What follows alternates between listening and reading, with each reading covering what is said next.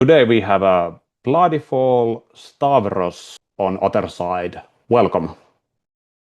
Thank you. Thank you very much. Thank you for having me. Pleasure to be Yeah, here. it's nice to hear you. I was reading about our website and I spotted that this is our first interview with you and Bloody Falls. So I would like to have like a small introduction about the band and about especially about yourself. So if you could tell about your background as a musician and then about a little bit how did you ended on Bloody Falls and what kind of band it is. Starting off, actually, let's start with myself. I am Stavros Mathios. I'm born and raised in Rhodos, Greece, and I'm half Finnish also. My mother is actually from Valkeakoski, Finland.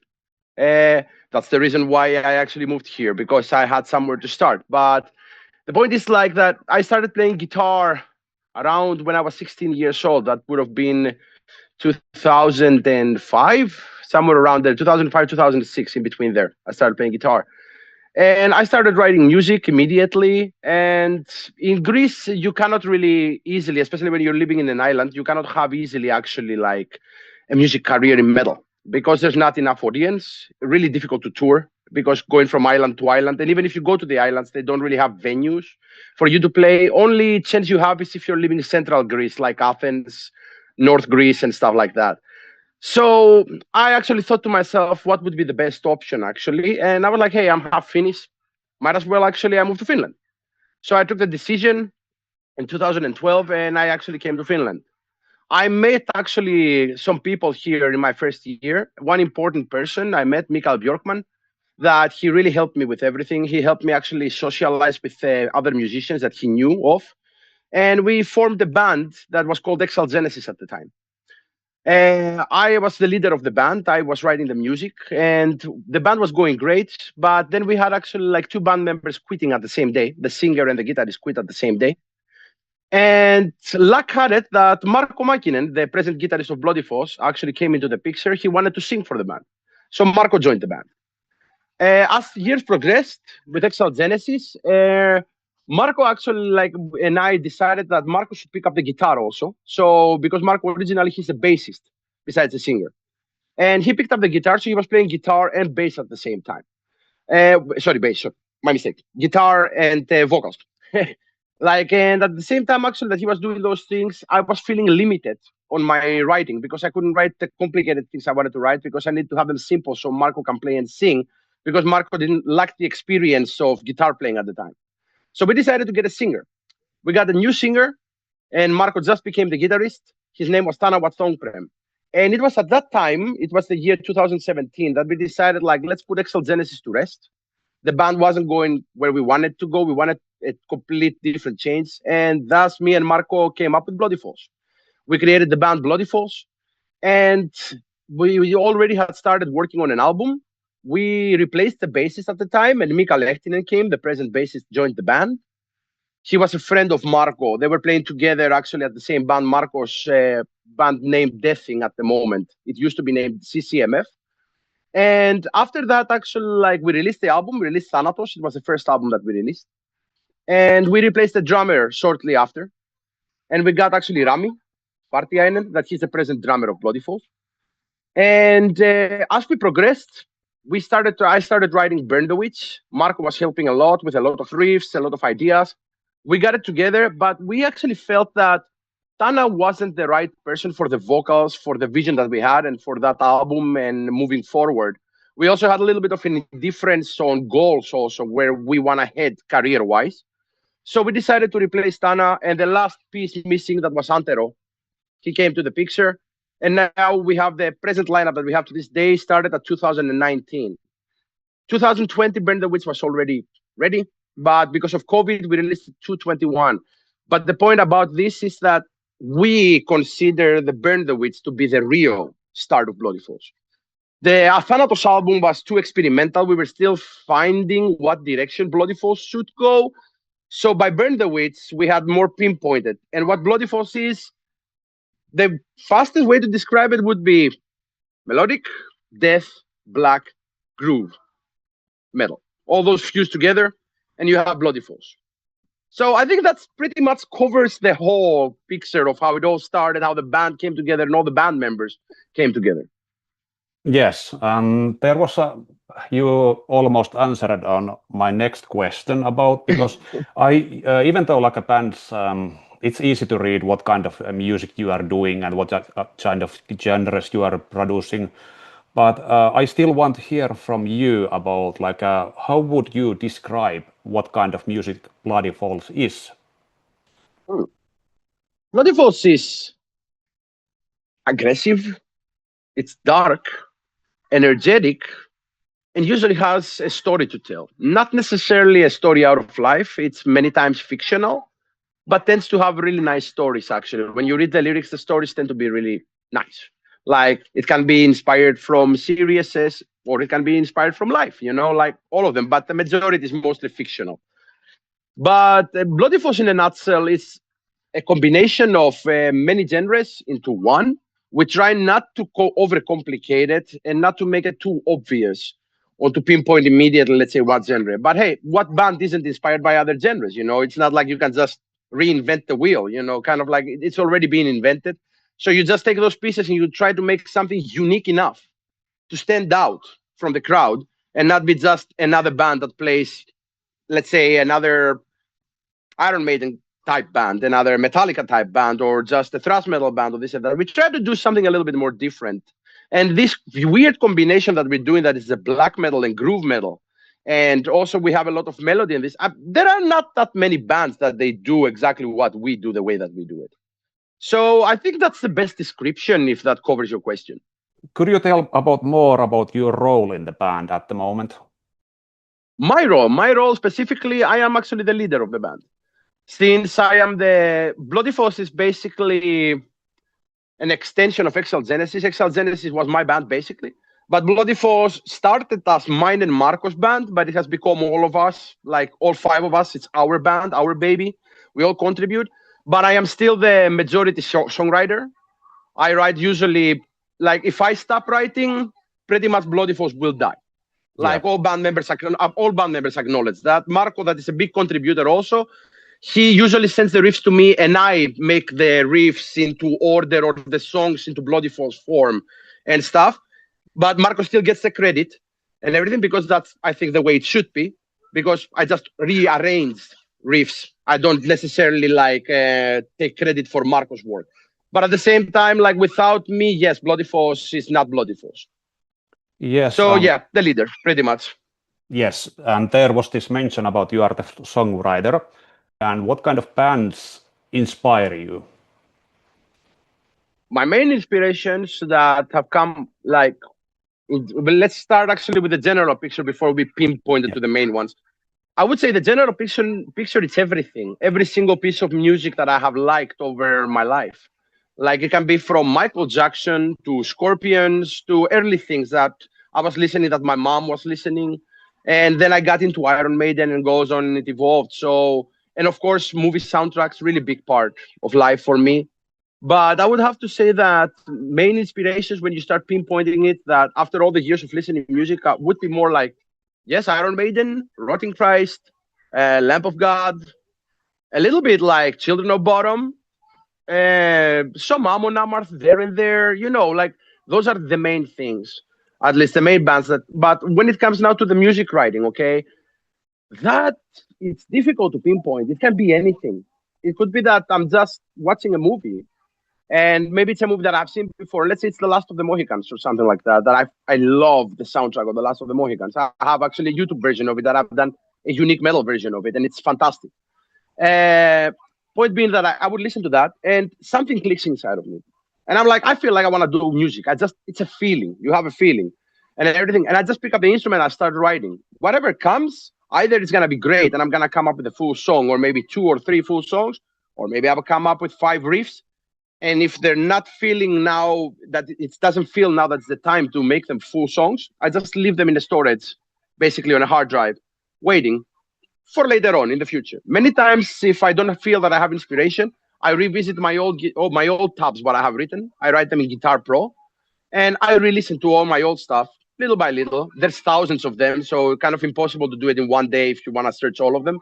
But at least I go to the more recent ones and I try to see from there, like, do I have a new vision?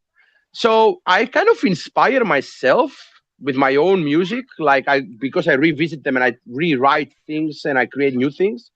And multiple times I would just get inspired either randomly or by playing a game or by watching a movie or live events or something like that. So pretty much anything can Yes. inspire me. So let's go and continue with your latest album. It's like I have a copy here. I will show it to the camera.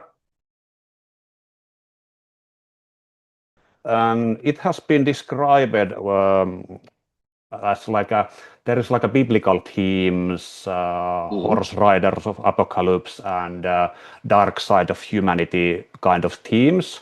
Could you tell about more about the production of this album when you are creating like the songs for this album? Mhm. This album actually all started with the song that is the actual the four. That's why the album is also named IV. That is the four. Uh, like Marco sent me actually some old riffs on Guitar Pro form from 2006 or 2009, really old ones. And Marco like sent them to me, and I didn't have time to listen to them. So we went to the studio, we had some beers, and we opened the Guitar Pro file. I listened to it, and I was like, immediately, like, whoa, there's this amazing. Actually, Marco had it as an opening riff at the time, and then there was also one amazing breakdown that Marco had. So I told Marco, like, I'm gonna actually create something out of it. I actually took the intro riff and I made it into a breakdown, which is a breakdown right now of the four. That is the melodic part of the song. And then I took the chorus and opening riff of the actual the four. Sorry, made it upside down.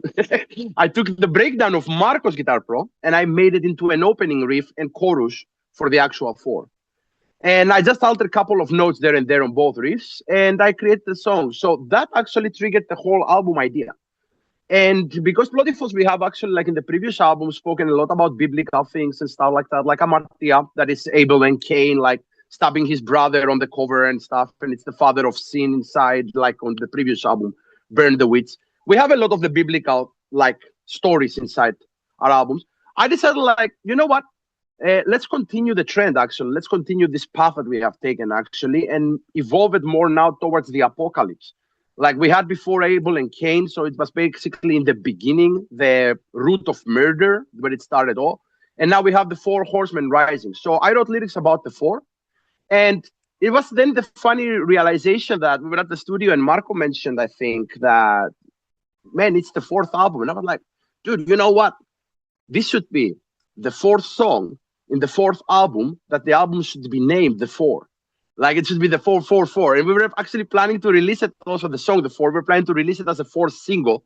But because of we were late and we had some production issues, it got delayed. So we had to release it as the third. So it broke a little bit there. But we still got the 444 going nevertheless. It was funny thing. But more now onto the song and the themes in general, like I would say the overall album, like we usually always have, like in the past, we have had like trilogies inside. Burn the Witch had the Witch story, that it used to be like Descent, Burn the Witch, and Last Rites. Amartya had the Men Undying, Evil Incarnate, and the Curse of the Mark, that they're all three connected. And with Ivy, we didn't do so much trilogy, but it was more like there and there songs that represent the four horsemen. You have Pestilence is All I Need, that is obviously Pestilence. Then you had actually like Enter the Morn, that represents war.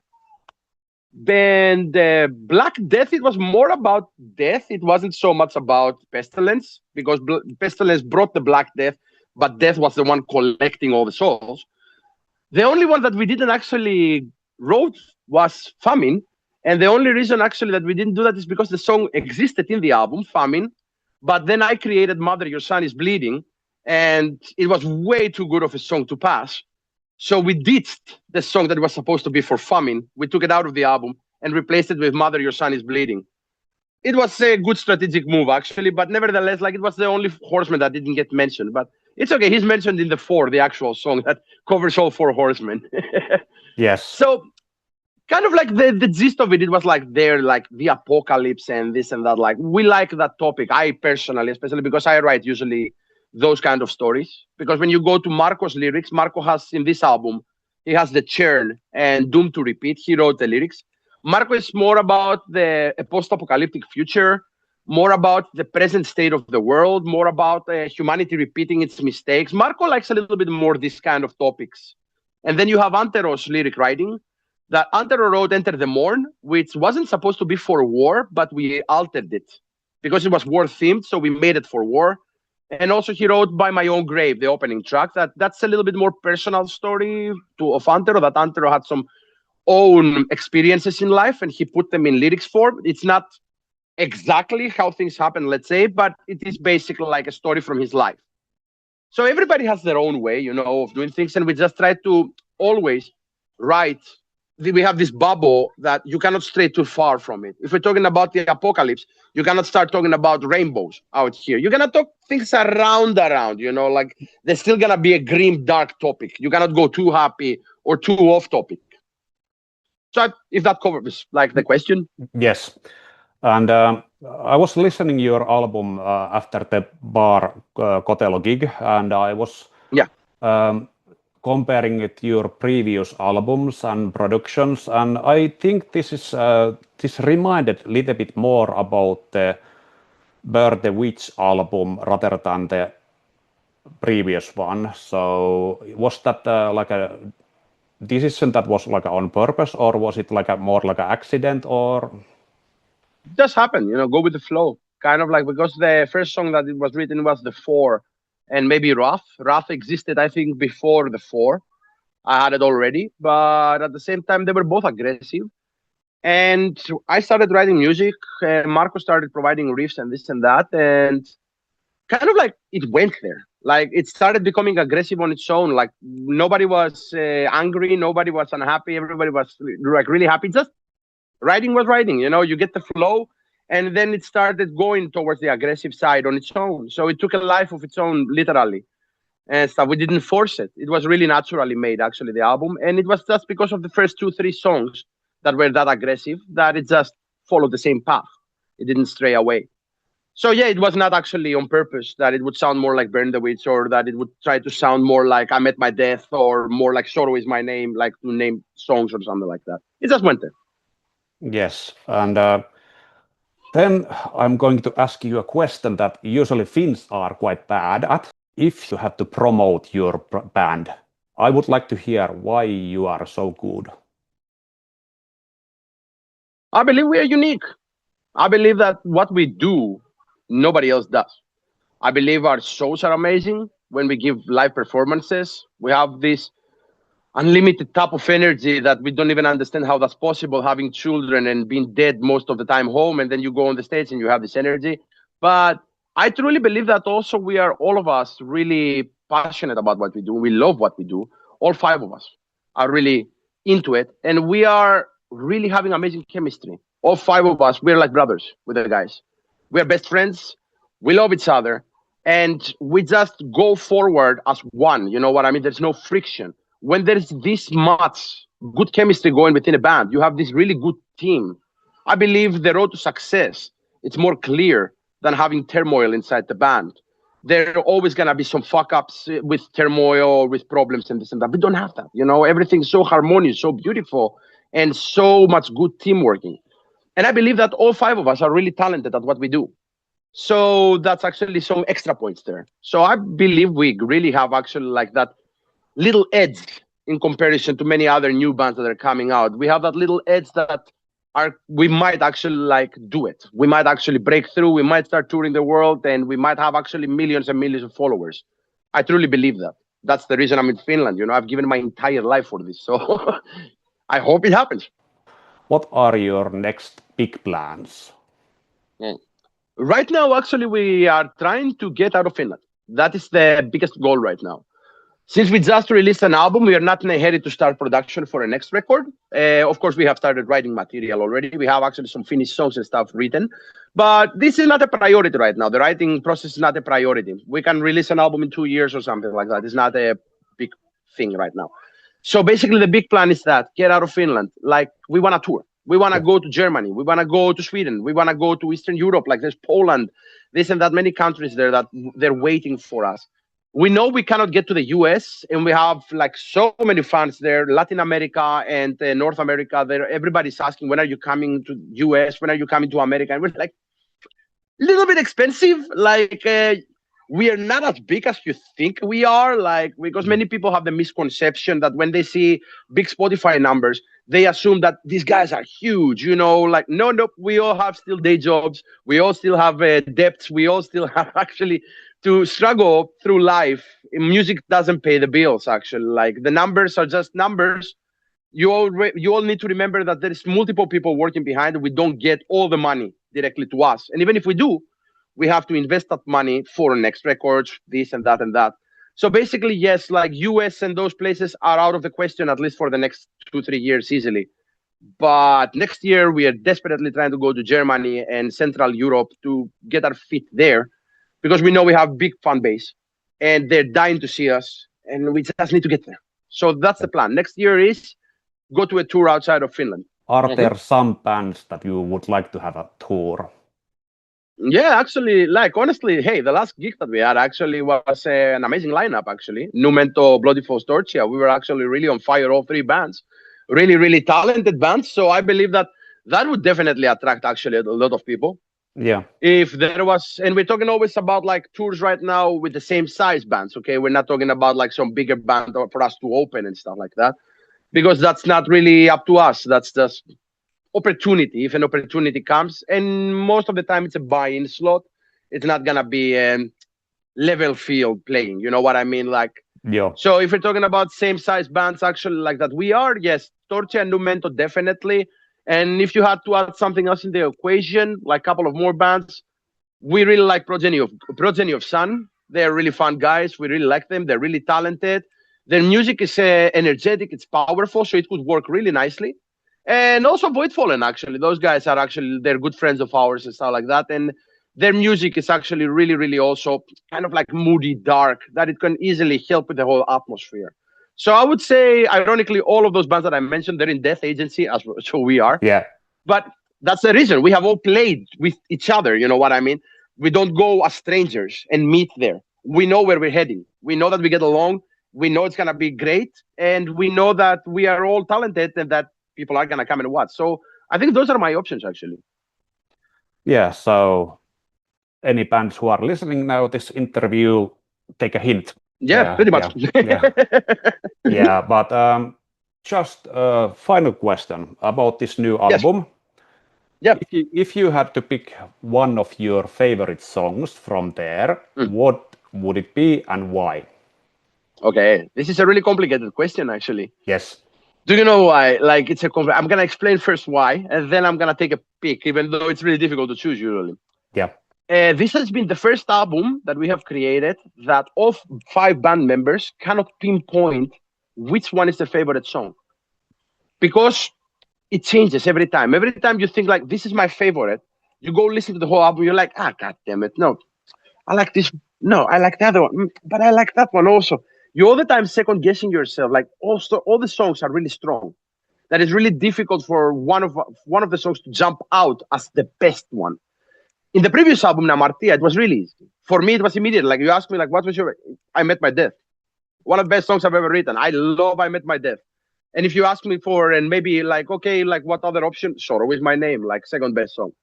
Burn the Witch, you ask me, Soul Reaper and Burn the Witch. Those were my favorites. But with this album, like it was really difficult. But now that we have started playing the song Social live, I'm gonna go more with that judgment, like more, not mostly on the listening, more on the playing vibe. Which ones are the favorites? I would pick my favorite, I Am the Devil. I Am the Devil is like, it has everything that Bloody Falls represents. It has groove, it has aggression, and it has melody.